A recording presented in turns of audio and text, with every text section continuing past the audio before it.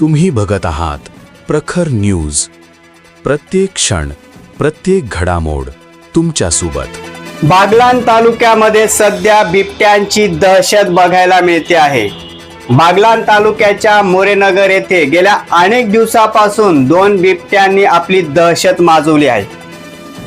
या बिबट्यांचा बंदोबस्त करण्यासाठी पिंजरा लावण्यात आला होता आणि अखेर 2 बिबट्यांपैकी एका बिबट्याला काल रात्री जेरबंद करण्यात वन विभागाला मोठे यश मिळालं आहे.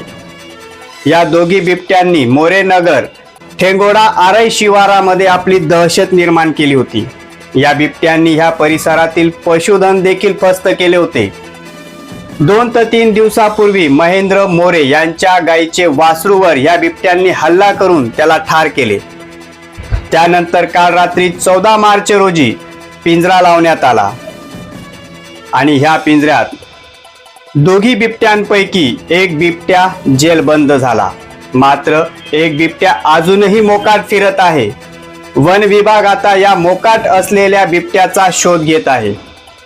एक बिबट्या जेरबंद झाला असला तरी दुसरा मात्र अजूनही मोकाट असल्यामुळे दहशत मात्र तशीच कायम आहे. या बिबट्याचा बंदोबस्त करावा अशी मागणी स्थानिक नागरिकांनी केली आहे.